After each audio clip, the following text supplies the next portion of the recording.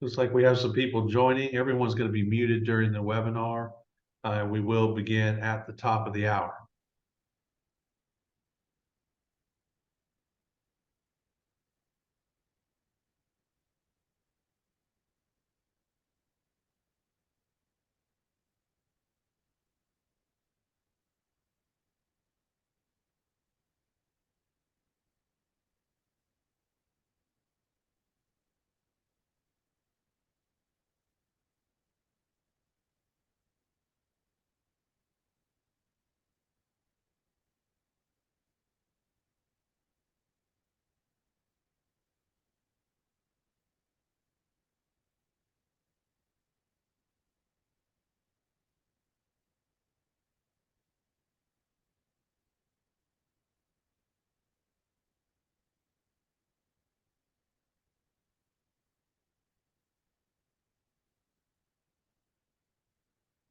All right. Hello, everybody. Thank you for joining today's webinar on new forest landowners. You will all be muted during the webinar, but we encourage you as we're going through the presentation. If you have questions, just go ahead and post them in the Q&A button at the bottom of your screen, or you can post them in the chat. Either way, we will get to those at the end of the presentation. We're very fortunate today to be joined by Chris Miller with American Forest Management. We have had Forest Landowners Association is a long-standing relationship with American Forest Management. They're the largest consulting firm in the U.S. They have been very active participants and partners with this association and private forest landowners around the country for many, many years. And Chris has been a part of that for the past 18 years, and we're really excited to have him. I want to give you a little bit of background on Chris, just so you can know the level of expertise that you're hearing from today. Chris received his education in forest management from NC State University and spent his first 10 years out of school as a consulting forester with AFM, and then spent 4 years as their Carolinas real estate manager, and today is AFM's director of real estate services. Chris is an accredited land consultant, registered forester, a South Carolina real estate broker. He's written articles for publications such as our own publication, Forest Landowner Magazine, and he's a member of many professional societies like Society of American Foresters. So we're really excited to have Chris here to help walk us through kind of some of those first steps we should be taking or things we should be paying attention to or focused on as new forest landowners. So Chris, we're excited to have you here. Thank you for being here, and we look forward to your presentation. Awesome. Well, thank you, Scott. I appreciate that kind introduction. I just wanted to start the presentation by congratulating each of you who are new forest landowners. Land ownership is probably one of the most rewarding experiences that we can enjoy as Americans. And then secondly, commend you on a wise first step to participate in this Forest Landowners Association event. Or FLA is one of the most vocal advocates at the national level for forest landowners, and at the local level, they're a great resource for networking and learning. They provide a lot of different opportunities for their members to interact with each other. One of those being the national conference, and I have always enjoyed every opportunity I've had to attend the national conference. Scott mentioned the Forest Landowner Magazine. It's an excellent bi-monthly magazine that has a lot of updates and information that will be helpful to you as a forest landowner. I was fortunate to participate in the publications committee for that for several years with Scott and Pete, and I know how hard they work to make sure the content there is valuable to you. So the conversations you have within FLA, the friends and connections you make, it's all going to increase your knowledge. It's going to speed up the pace of your journey as a landowner, and increase your success and enjoyment as a landowner overall. So stay involved. Just getting started, I want to say welcome to the family. And this is a family that I am, a forest landowner family that I'm proud to be a part of. My wife and I are forest landowners ourselves, and these are some photos of us spending time on our tree farm in South Carolina. My wife and I are both foresters by training, and I think every forester's dream is to be able to grow and manage their own timber. And Ashley and I certainly consider ourselves fortunate to being able to acquire some land of our own and practice a little bit of what we preach every day alongside our children. So these are some photos of us and our kids. We have gotten them out there and painted boundary lines on the property. We had a timber sale last year, and so it was fun to work with them through the timber sale setup process and to observe the logging. They went out there with me and checked on the harvest inspections while we were logging on the property. In the last couple of months, we've done some site preparation, spray and plant. It's been fun to give them some firsthand experience. Chris, your audio's gone down a little low. I don't know. Just jump in real quick and say your audio's down a little bit. About that. Can you hear me now? That's much better. Thank you. Okay.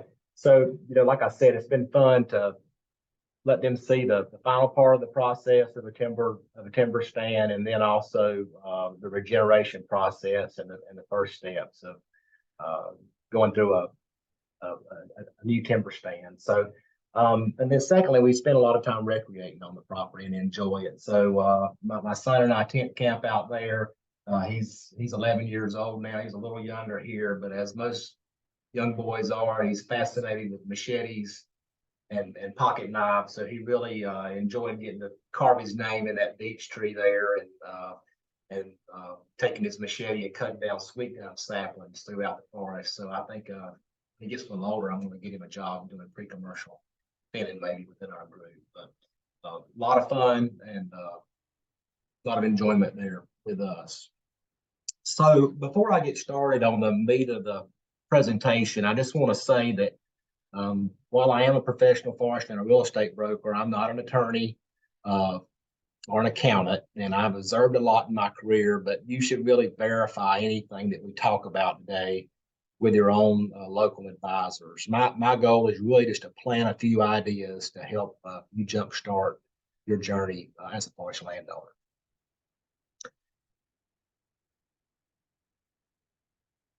So one of the first things that you really need to think about as a new forest landowner is, what are your reasons for owning this forest land? And if you acquired the property, you may already have a good start on this if you purchased it. But if you inherited the property, it may be something that you need to think through. And the forester who you're going to work with, they're going to call these whys your objectives or your goals for ownership, and they're very important. The management of your forest is going to be tailored to help you meet these goals or these whys. And I just wanted to talk through a couple big ones with you today, and these are some photos, examples of those. So normally one of the first major objectives is financial, generally through income from periodic timber harvest, and our improvement of the property and just overall appreciation of the forest land asset over time. Forest land is a viable investment. Many owners invest in land to grow their net worth over time or preserve capital. The really cool thing about trees is they continue to grow regardless of what's going on in the world. They persist when other investment alternatives may not. And so financial income is a big objective for a lot of owners.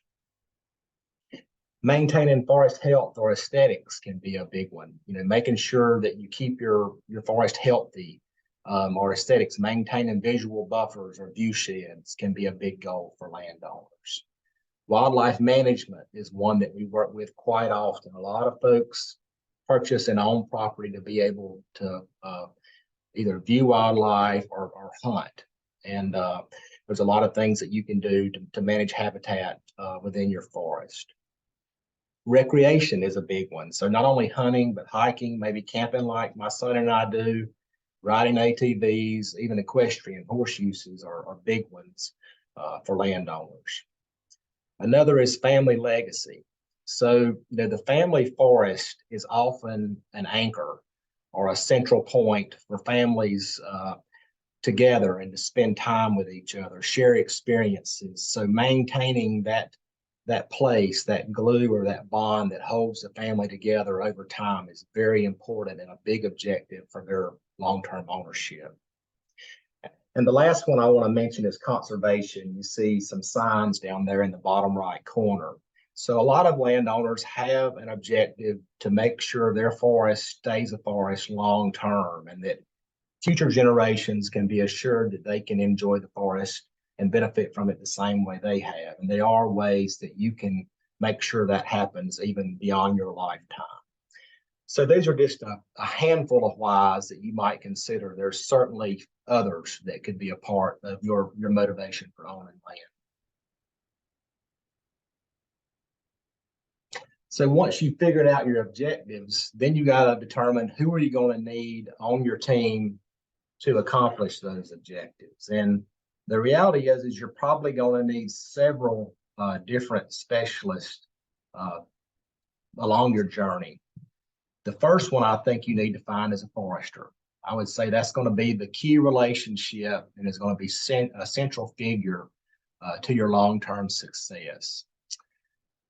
A professional forester is a good idea, and many states have a professional or a registered forester designation that is a good first credential to seek.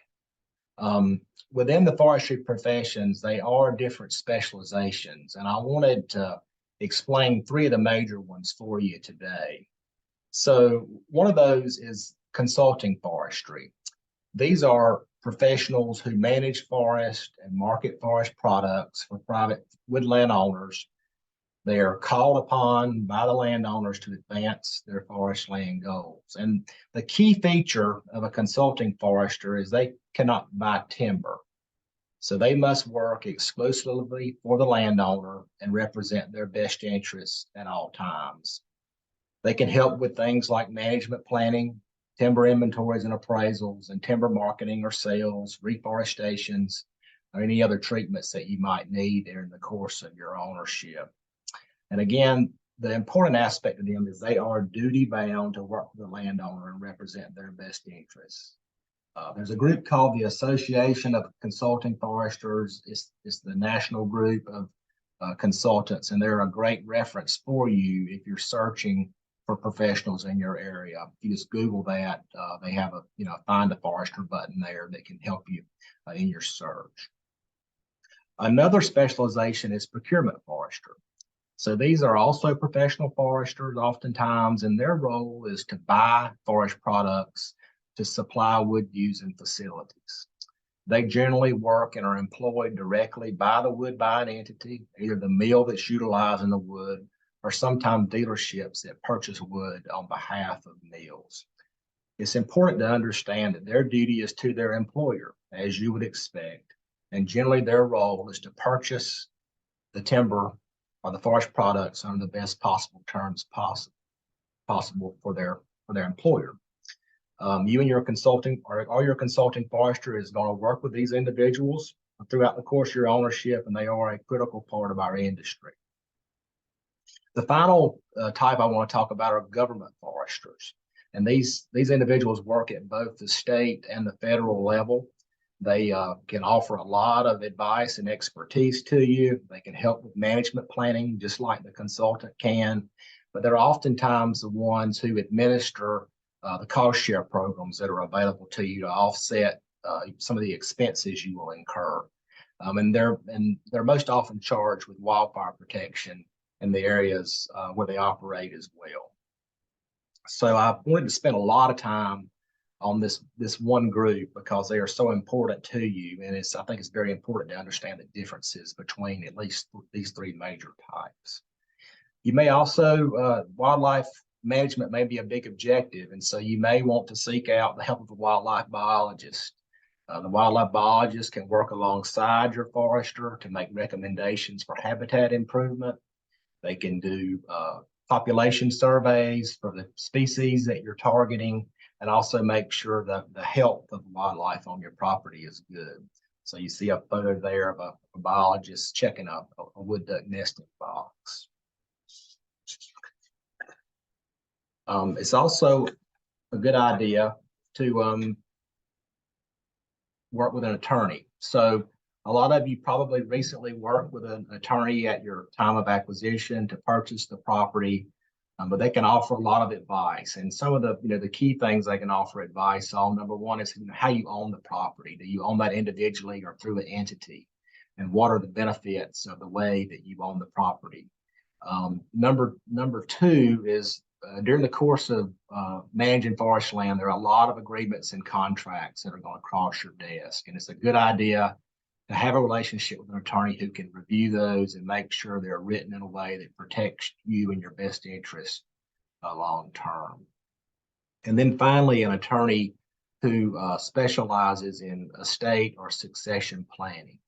So this property that you've purchased is probably going to be a considerable part of your estate, and it's a good idea to make sure that the attorney reviews that and includes that in your overall estate plan to help make sure you have the best outcome with regard to your estate. Finally, I want to talk about accountants. So accountants are very important. And it's good to have an accountant who is familiar with land ownership and forest related issues. So there are specific things in the tax code written for forest landowners. A website I want to mention today is the National Timber Tax website, www.timbertax.org.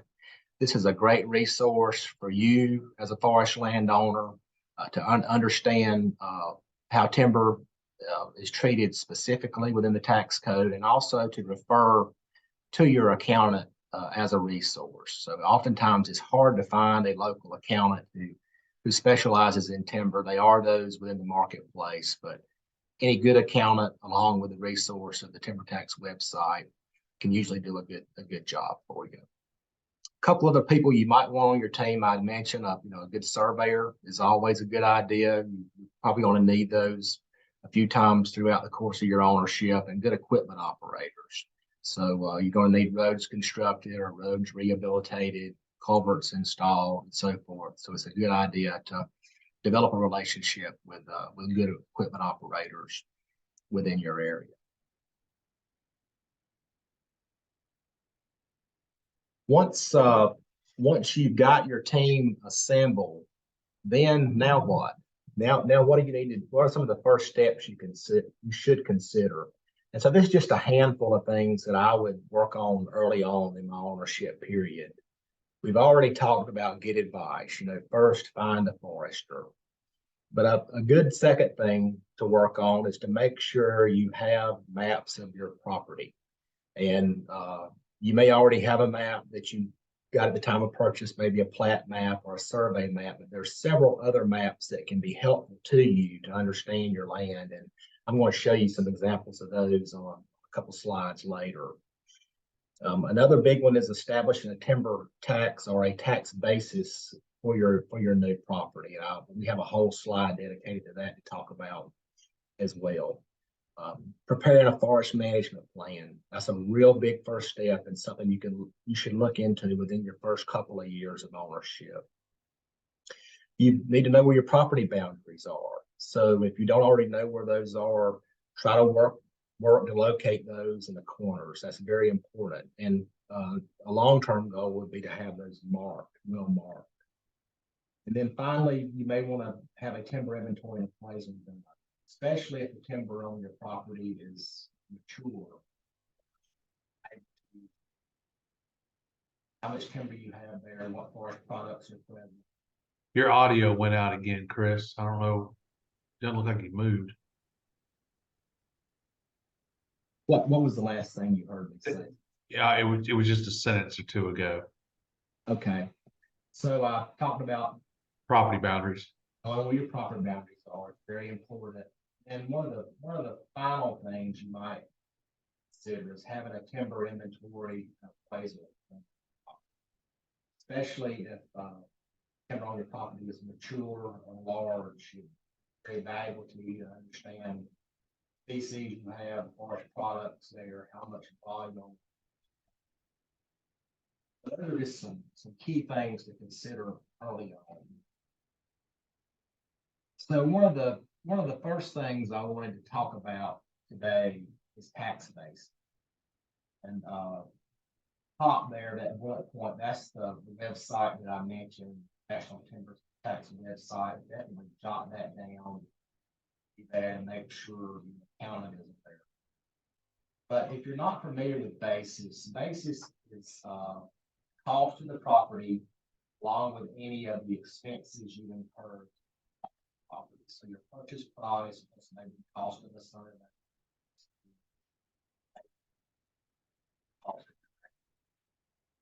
And normally, once you need to take that that original basis and determine the fair market value, the individual assets on the parts of it. So you divide that original cost into the portion that's in the land, the portion that's in the timber, and the portion that's in any improvements on the property. Improvements being maybe things like a barn or a water well. And this is easiest done at the time the property is acquired. It can be done later, but you have to make a lot of assumptions later. Things can be more certain and more accurately valued at the time of acquisition. This should not only be done for properties that you purchase for cash, but also for properties that are inherited or gifted to you, and also for properties that you exchange, maybe you acquire the property to a 1031 exchange. Need to know your basis, regardless of how you came to own the property. Those who inherit the property may qualify for a special type of basis called a stepped-up basis. I'm going to walk through that quickly because it can be very beneficial for those of you who acquired it through inheritance. So you may have, let's say, for example, you inherited this from your parents and they purchased it 40 years ago. Back then, land might have only been worth a couple $100 an acre, would have been the cost they paid for it. They've owned it up to now and it's appreciated, and now it's much more valuable in today's environment. Well, if you inherit that property, instead of inheriting their original basis of $200 like we just described, you may qualify for a stepped-up basis, which is value on the date of the inheritance. That's a great benefit because your basis is essentially your original cost. And when you go to sell timber or sell the land later, then you only pay gain tax on the profit. So the more basis you have, the less of your proceeds from timber or land sales that you have to pay. And just a real important thing to do. And there's usually two people that you need to help you work through that, either a licensed appraiser in the area where you live. They can be very helpful on the land side, the real estate portion of it, and the improvement piece. And then your forester can work with you to employ the timber and appraise the timber portion of that, and allocate that out in separate buckets for you. Because you can deplete from the timber bucket as you have timber sales throughout the course of your ownership. That's a good thing to do within the first year right away. This is a wise saying that I refer to a lot, and it's just really hard to hit a target without something to shoot at. And that's another way of saying that it's hard to accomplish anything without a plan. And so, what I'm referring to with this picture is just a forest management plan is going to be a very important piece of your long-term success. So today I wanted to go through some of the key elements of what is in a forest management plan. When you first talk with your forester, you find your forester, you tell them you need a plan. One of the first things they're going to do is they're going to schedule a consultation with you. Ideally, that consultation would be on your property, where you would spend maybe a half a day or a day reviewing the property, riding on the property, and talking with the forester. They're going to ask you a lot about those objectives that we talked about early on. What's important to you on They're going to look at all parts of the property and begin to divide it up into forest stand, describe those. And then they're going to take all that information that they collect during that initial site visit back to the office and begin to prepare your plan. And so the key parts of that plan are, number one, to document your goals and objectives clearly. Number two, to prepare the maps that describe the property, and some of the key ones that you should look for is a recent aerial photograph, topographic map that's going to show you the contours and the elevations on your property. Soils map is very important. You understand the soils that are present on your property that the trees are growing in. And then finally, one of the most important ones is a forest stand type map. So a forest stand is an area of unique species composition, either by species or by age, perhaps by size or maturity level. So they're going to break all those down to the unique parts, and then they're going to describe those. They're going to describe the species that are there, whether that stand was regenerated naturally, planted, how old is that stand, what age is it, what is the condition of that stand. Is there not enough trees there per acre? Is there too many trees there per acre? Are the trees healthy? Is there insect and disease concerns? And then probably finally, what is the quality of the site that they're growing? Lastly, if there is a timber inventory being done, then the timber inventory is part of that description. Once they have the stand described, they're going to make prescriptions for that stand. And these prescriptions are going to be essentially recommendations or practices that can be deployed to help move that stand towards your overarching goals for the property. Examples of prescriptions are different types of timber harvest. It could be a regeneration harvest, a clear cut harvest when you're starting things over. It could be a thinning harvest, or some type of selection harvest. It could be reforestation activities that are needed, wildlife or habitat improvements within that stand. Oftentimes that might be things like prescribed burning. They could be wildfire mitigation or wildfire protection of things that need to be installed. Fire lines, for example, protect your property long term.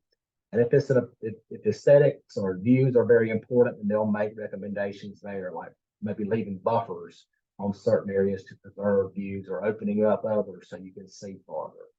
So these are all different examples of prescriptions the forester might make for your stand. And then finally, there should be a timetable of activities. So you're going to want to know when things should occur so you can keep things on track along with your forester. Generally, these plans are written on a 10-year planning horizon. And these activities would generally be scheduled within the year. It's not down to the day or the month, but generally it's just what you should expect to occur each year over the next 10 years. And generally our firm's practice is that we write 10-year plans. We try to visit with our landowners at least once every year, but we revisit the plans about middle of the way or every 5 years, because the forests are dynamic and things do change.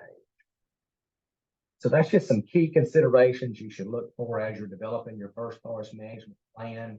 I want to just give you a quick look at some of the maps you should expect. So this is an example of a property boundary survey. If you may or may not have one of these, or you may have had one done when you recently purchased your property. These are very important. They describe what the corners are on your property. So is it a rebar or a stone corner that are symbolized? What is the length of your lines, the distance of the line, and the direction the line travels? So this can be a very helpful reference for you and for your forester as they're locating your property lines and market. This is the forest stand type map, and this is the one that I told you is probably one of the most important. So this is a property I worked on recently. You can see by the underlying photograph, you can kind of see the differences there in the different forest stand types, field, the pond, planted pine stand, some of the natural.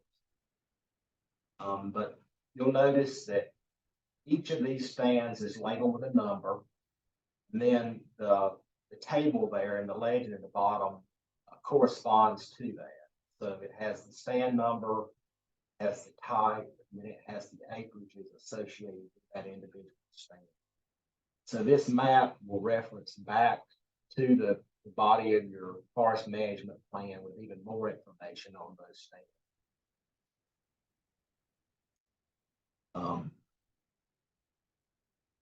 Another map is a topographic map, especially if your property has some slope or some terrain. These are very helpful. It can be helpful in laying out forest roads, laying out hiking trails, laying out cell boundaries. So if you're not familiar with topo maps, just quickly, each of these squiggly lines is an elevation line, and the darker lines have the actual elevation label. See this one here is 650 feet. So, and then the distance between those lines is the elevation gain or drop. So, and that varies where you live, but it can be 10 feet intervals up to as much as 40 feet intervals between those. And the closer the lines are together, the steeper the ground is, the further apart they are, the flatter the area is. And so you can see here, this is a ridge top. This is the top of the mountain at 786 feet elevation. And then this is a ridge line coming down here. So again, this can really be helpful for you as you pre-plan and spend time on your property. It's not going to be as interesting as exciting if you live in an area that's very flat. A soil type map. So this is one of the last ones I'm going to talk about here today. But the Soil Conservation Service, or NRCS, has mapped all the soils nationwide on all the properties. So you can pretty easily and free of charge have a map of your property produced that shows the soil types like this here, has a description of them, and then how many acres of each individual soil type are on your property. And you can reference this alongside the soil survey, the county soil survey, which has a wealth of information that describe the soil, describe what you can use the soil for, how productive it is, not only for timber crops, but also for farm crops and other uses. So just really helpful, abundance of information available to you and your forester. Soils are important because that's a big part of site quality. So the higher quality of the soils you've got, typically the faster you can grow a rotation of trees, and usually the better quality stand of trees you can grow on better soil. So this is my last slide, and just a few other things I wanted to think about before we move into questions. So we've talked a good bit about taxes. We talked about establishing cost basis.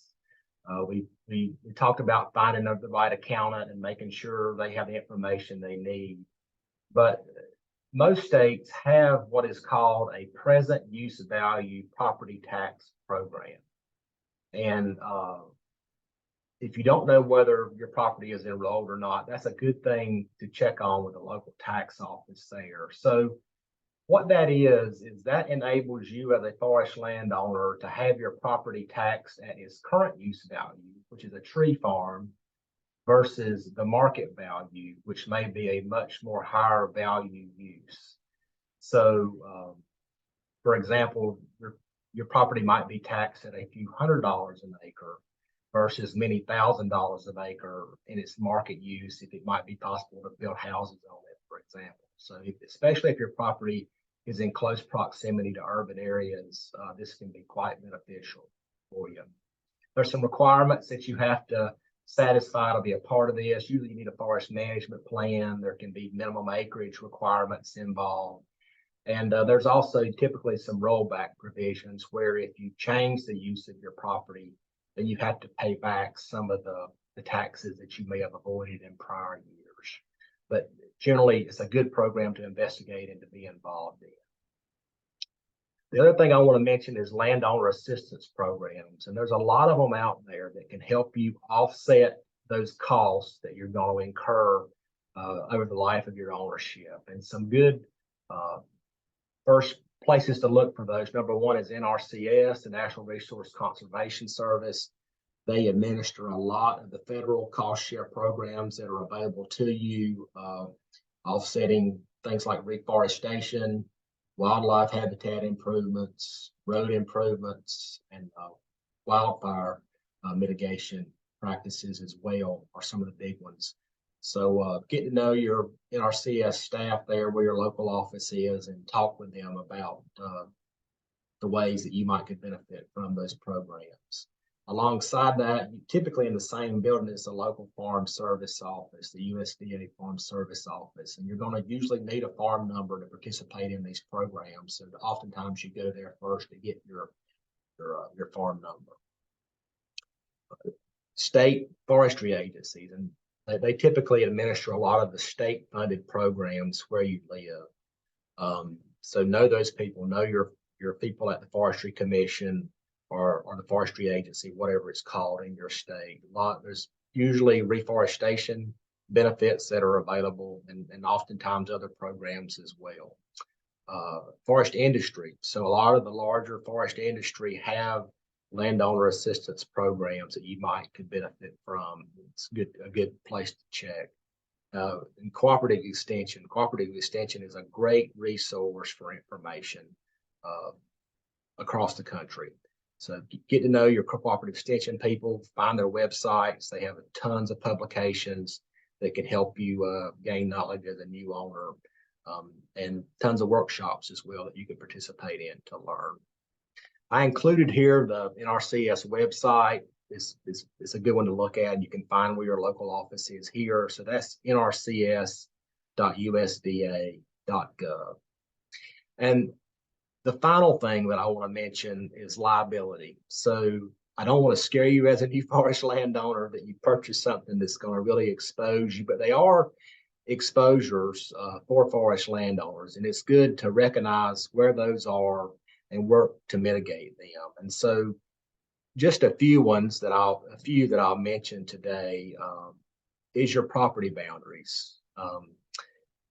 Trespassers, and in certain parts of the country this is a bigger deal than others, but having your property boundaries well marked, maybe have posted signs installed, and letting people know that they're not welcome on your property without your permission can really lower your liability long term should a trespasser get hurt on your property. Secondly, gates. So it's wise to have quality gates installed at all the entrances on your property to keep trespassers out. And secondly, on the other side of that, I said quality gates. So the type of gate you install can put you at risk. I see in the course of my work a lot of folks that use cables across roads, and cables can be very dangerous because they're hard to see. So maybe a trespasser on an ATV riding maybe at night can run into those and be severely harmed. So just make sure that any gates that you install are substantial gates that are highly visible and easy to see. Finally, if you're working with recreationists or you're working with hunters on your property, make sure that you have a written agreement in place, number one. And then number two, make sure that those folks are insured to protect you if they get hurt on their property. Not only are they insured, but that they list you as an additional insured on the policy they have. So there's others. We talked about having a good attorney on your team, and those are the kind of things that you would want to talk through once you establish that attorney relationship. So that's all I had for today. Be glad to take any questions. Chris, I can say in all my years as a landowner and a forester and working in this association, that was extremely valuable information. And we have some really good questions here. The first one's from Emily, and she asked, what questions should you ask to interview a forester to determine if you want to partner with them? Oh man, that's a really good question. So number one, I would ask their credentials. So see if they're a registered forester like we talked about earlier. see if they're a member of the Association of Consulting Foresters. Or, I mean, there's great consulting foresters who aren't a member of ACF, but that's kind of an easy first credential to look for. Are they a member of Society of American Foresters? Are they a member of FLA? Are they involved? Just like any vendor you're working with, get references, right? Ask for 2 or 3 references that you can call upon to talk about their experience with this person. And then just understand their experience and how long they've been in the business, what their job history is, what types of projects have they done, talk about some of their success and so forth. And then maybe ask to tour some of those as well. As a consultant's work is actually something you can go visit on the ground. So those are just some quick things I would recommend. Yeah, it'd also be interesting to hear them ask you first what your goals are, what your Yeah. whys are, what your objectives are. So they're there to support you and not um, do what they think is best. Another great question from Annie is, can you purchase timber insurance? Yeah, the answer is yes. So that is available in the marketplace. Typically, just generally speaking, the cost of that is, at least in my experience, has been cost prohibitive for a lot of my clients, but it is available and something that you can look into.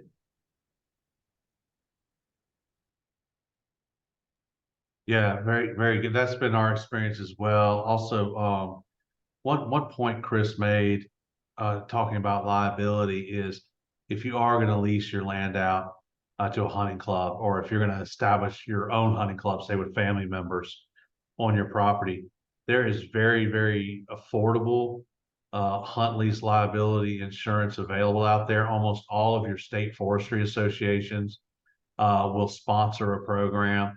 We sponsor a small program at Forest Landowners. It's not a big part of who we are, but a lot of state forestry associations, groups like National Deer Association, Wild Turkey Federation, they all sponsor programs or insurance products that you can use to reduce the liability associated with hunting activities. So it's a great idea to look into that to make sure you're covered with the liability associated with those activities.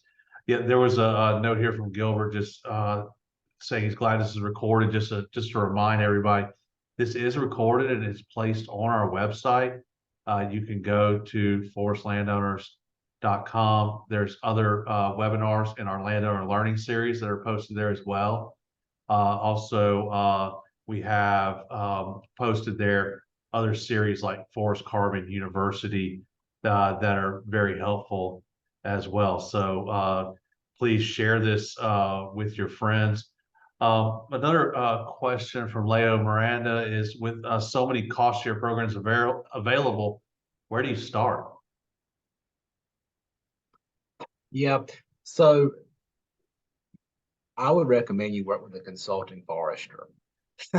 I mean, I am a consultant. That's a shameless plug, but they're going to be familiar with all of these. They're going to, number one, understand your objectives and what you're wanting to do. And then they're going to be able to recommend the programs that are available that can help you accomplish those objectives. So I think that's probably an easy way. Now, if you want to kind of figure it out on your own, then you're just going to have to kind of look into some of those sources that I mentioned, the NRCS, your state forestry agencies, and just go in there and learn about the programs and what they're available to help you with.